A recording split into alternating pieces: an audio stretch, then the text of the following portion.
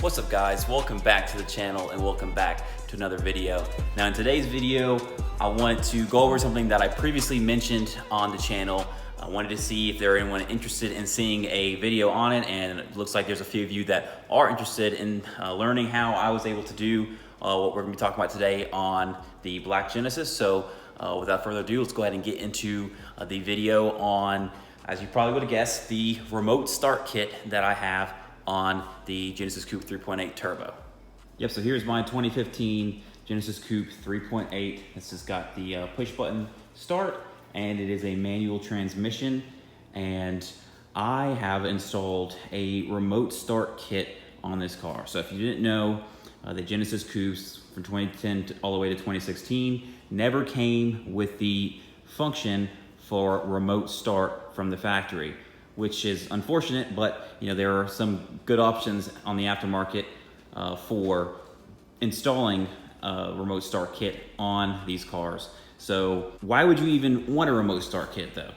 So we'll go over a couple reasons why a remote start kit could be beneficial for you. The main reason I would say that people would like to use their remote start kits, or if their car comes factory with remote start, is for those times when you're trying to start the car and it's really cold outside, freezing or below freezing, and you don't want to go and have to get out in the cold weather and start the car and wait for the warm up or go back inside. You just want to be able to start it and let it warm up on its own. That way when you're ready to leave for the day, the car's already up to temperature, your heat is blowing hot, and everything's good to go. So that is the main reason that I think a lot of people use and benefit from having a remote start kit.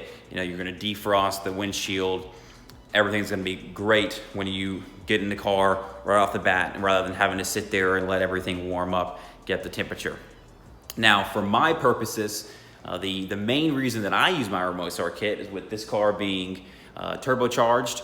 I definitely don't want to take the car out and get into boost without the oil being at a reasonable operating temperature. So typically, if I know I'm taking the car out for a spirited drive and I want to be able to utilize it a little bit right when I get on the road, and I'm not driving around trying to let the car get the temperature because it's got a always on oil cooler setup, I'll go ahead and remote start the kit 5 or 10 minutes before I'm planning on taking the car out, and then I know that it is just that much closer to the ideal operating temperature for the oil, so I'm not going to have any issues with getting into boost or wanting to get into boost and just waiting for the oil and the cooler and everything to be up to temperature.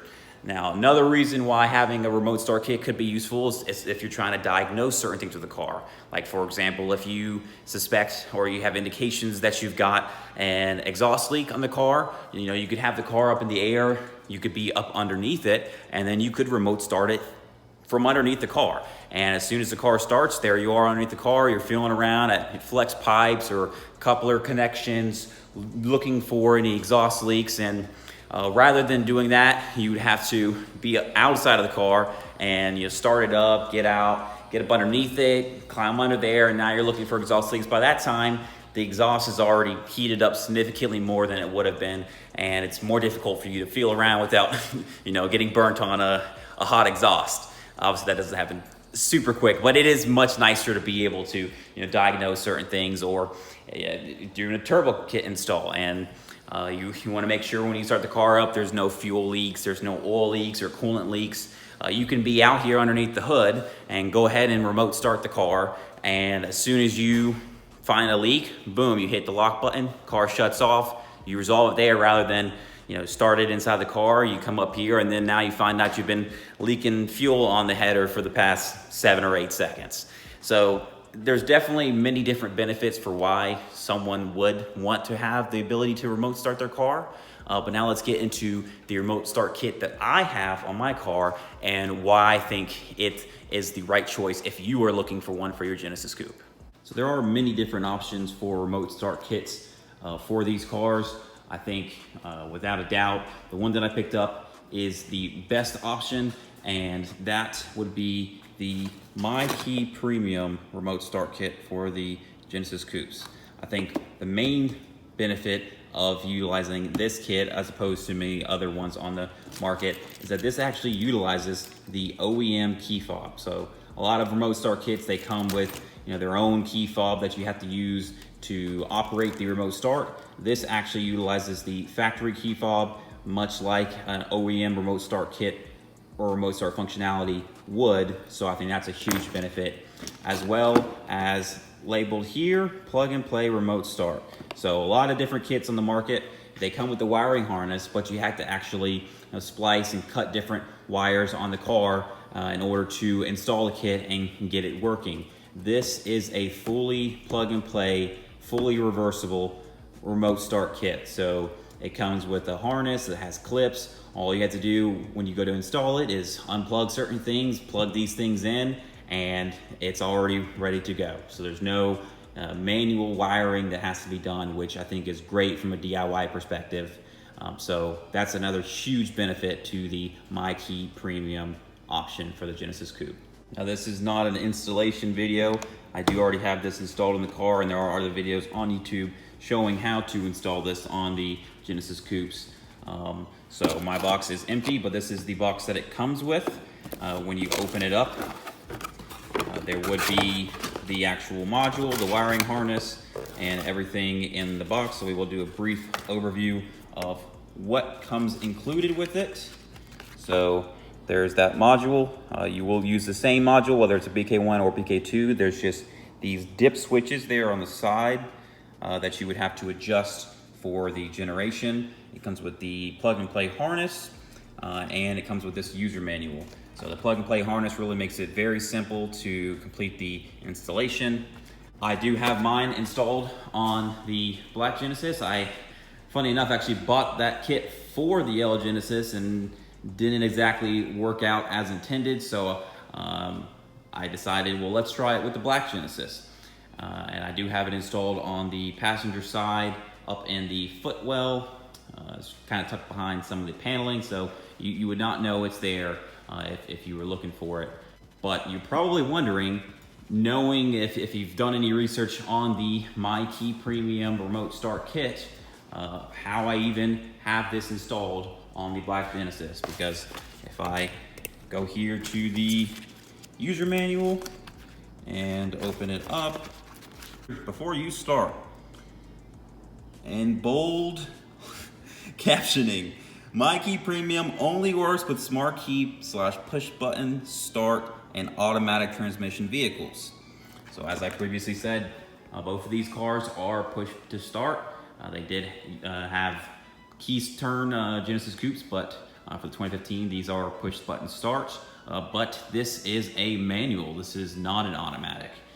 So as of yet, MyKey Premium only offers a kit for the automatic Genesis Coupes, but clearly I have it installed on a manual, and we will go over exactly how I was able to achieve that.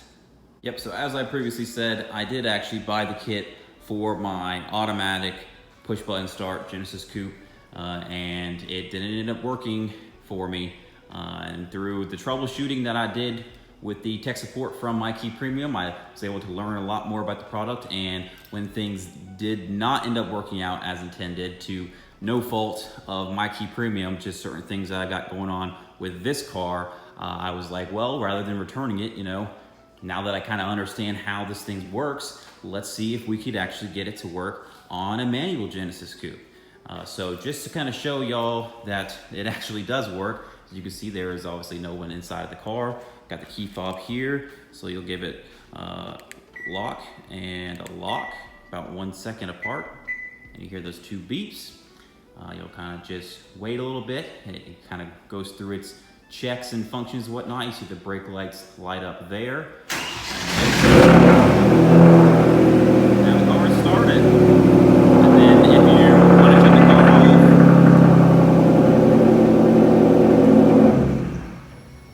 you obviously probably weren't able to hear me there. This car is very loud. But yes, you saw the car started, and then to shut it off, it's the same functions as far as the button pressing to shut the car off after it's been remote started. If anyone has any questions about remote starting it. Once it remote starts, the doors are still locked, so you will have to have the key with you in order to unlock the doors and get inside, just like a factory remote start functionality would be. But as seen, it all utilizes the factory key fob, which is awesome. Now, I think another thing that just takes MyKey Premium and sets them above the bar when you talk about them versus other options on the market is that this is not just a remote start kit.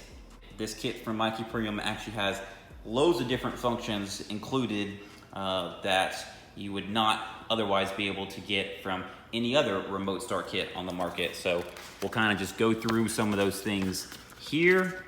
Obviously, you've got the remote start by double clicking function that we just showed you there, but you've actually got the ability to automatically lock and unlock the car as well with this module. So that's definitely something that can be useful depending on the application. And it shows you there how to set it. You've got an automatic door locking after the door is closed function.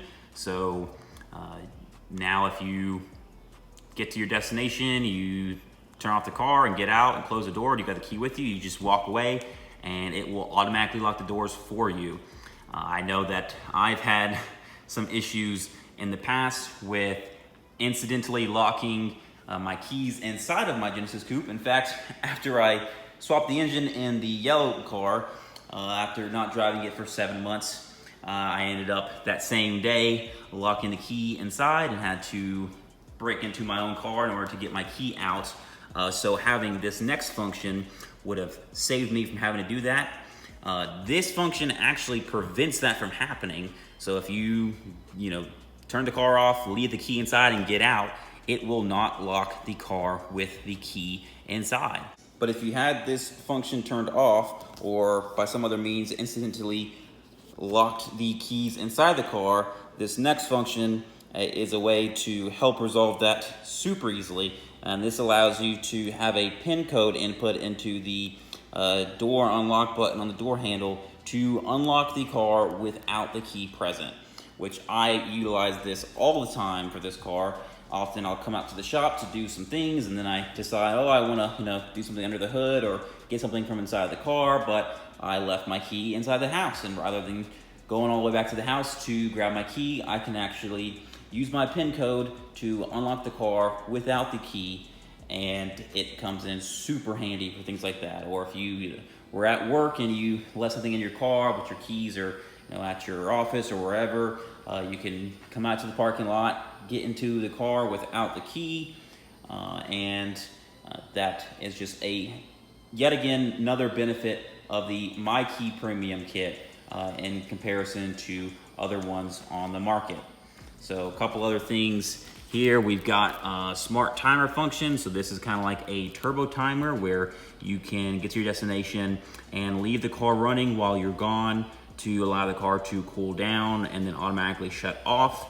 I have not tested that on this car, but that may be something that I look into testing in the future if it actually does work with how I got it set up. And then we've got the function for enabling the doors to lock while the engine is running. That's another great option there. You've got this one here for low battery voltage detection and auto start for recharging. So as that states, it will actually detect if your battery is too low, and then rather than getting to a condition where the car doesn't have enough voltage to start, it will automatically start the car and charge the battery, run it for 3 minutes and charge the battery, so you never get into a condition where your battery voltage is too low to start the car. And the last function is a horn mute mode, which is exactly how it sounds. So there are loads of different functions and abilities of this remote start kit for, in my opinion, a really reasonable price. A lot of them get to be very useful for the Genesis Coupes. So I think that, once again, as I previously stated, is yet another reason why the MyKey Premium kit is the best kit on the market for the Genesis Coupe. But now we'll go into how I was able to install it on my manual Genesis Coupe. And for that, we'll kind of do a brief overview of the installation. So there you see you get the module and the harness.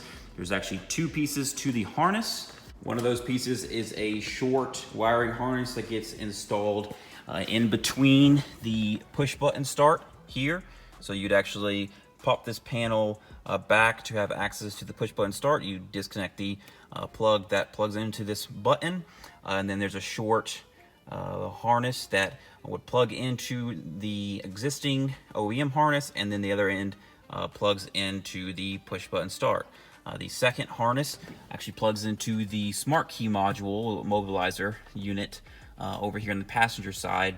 You would unplug the harness from the MyKey module, and then there's a bypass harness that plugs into the MyKey module and then plugs into the MyKey Premium module. So now that you kind of know where these things get inputted into the car, the way it kind of works is when you go to remote start the car, the connection to the MyKey tells the car that the key is present, and then utilizing the push button, it tells it that the brakes have been pushed, because for the automatics you have to push in the brakes before you're able to start the car with it in park or neutral. And then the harness actually remotely pushes the start stop button, and that will activate the car to remote start. For a manual, the starting process kind of works a little bit differently. We don't have to push our foot on the brake in order to start the car. We have to actually utilize the clutch. So similarly, in order to make this work on a manual Genesis Coupe, it's a little bit more caution that has to be taken into it, because what we have to end up doing is installing a clutch bypass switch. So what a clutch bypass switch is basically when the car is trying to detect if the clutch is pressed in or not when you go to start the car. Clutch bypass switch will either have the clutch on or clutch off.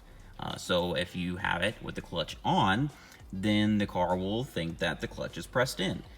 It's fine that it goes through the function of making the car think the brakes are on, because you can still start the car if the brakes are on. But the car needs to see that the clutch is pressed in on the manuals for it to start. Now, when I say you need to take more caution with that, is because if you were to park the car in gear and then you go to remote start it, now the car is going to try to drive off. So that could create a bad scenario. So if you are utilizing a remote start on the manuals, just make sure that the transmission is in neutral and the parking brake is on, so that the car does not try to lurch forward or reverse depending on how you've got the transmission set up when you go to remote start it. So actually on the bottom of the clutch pedal, there is a switch that when the clutch pedal is pushed in, it pushes this switch, and that tells the car that the clutch is engaged. So in order to install a clutch bypass, you would need to, what some people will do is they'll remove that harness that connects to the switch on the bottom of the clutch pedal, and they'll stick a paper clip or some piece of metal and connect both leads to complete that connection with that circuit, and it'll make the car think that the clutch is always pressed in. Other ways to achieve this is with some sort of a switch like this. So with something like this, when it's in the on position, it completes that circuit, and when it's in the off position, it's as if the clutch is not pressed in. So you would leave the car with this on. The car thinks that the clutch is pressed in, but then you still have the ability to shut it off. There's a couple different things to keep in mind with this installation method. So when the clutch pedal is always on, if you use the paper clip or if you had a switch like this and kept it on, then now you no longer need to press the clutch in order to start the car. So you can get in the car and press the push button with the key in the car, and the car will automatically start. You don't have to press the clutch pedal in, which is a bit nicer in some scenarios, but just something you need to keep in mind. Now, what that also means is you're not able to put the car into accessory mode. You're no longer able to push the push button without touching the clutch pedal and put it into accessory mode. So in order to do that, this switch would have to be off. Thus the car thinking that the clutch pedal is not engaged. And that would allow you to put it into accessory mode. So I think having something like a switch is a much better option than the paper clip or some other permanent means of connecting the circuit there. But what another benefit of this sort of installation is as previously stated, if it's on, then the car thinks the clutch is always on. If it's off, then the car thinks the clutch is always off. So if you did an installation like this and you were to hide this switch, then if you were driving the car somewhere and you were leaving it somewhere you weren't super sure about it, I know we've all heard of the Kia boys and people trying to steal Hyundais and Kias and whatnot. I think that's a little more tailored to the key start models, but it probably has happened to the push start as well. But with the switch in the off position, now this car basically has a kill switch. So it will not start unless this switch is on. So just yet again, another benefit of this sort of installation method. It doubles as a kill switch and the remote start, and then all the other functions that I discussed previously about this remote start kit. If you've got a Genesis Coupe with push button start, but it has a manual transmission, then you actually can utilize the MyKey Premium remote start kit for your car. It's a very similar installation process, just a couple more steps you have to take in order to make it work. And then, like I stated, just be a little bit more cautious with the state you leave the car in when you plan on using the remote start kit. But hopefully that was a beneficial video for those of you that were interested, and maybe this will help someone out there that is looking to purchase the remote start kit but has a manual Genesis Coupe and was under the impression that they were unable to use this kit with their manual Genesis Coupes. But that's gonna do it for this video. I hope you enjoyed it. Take care and have a great day.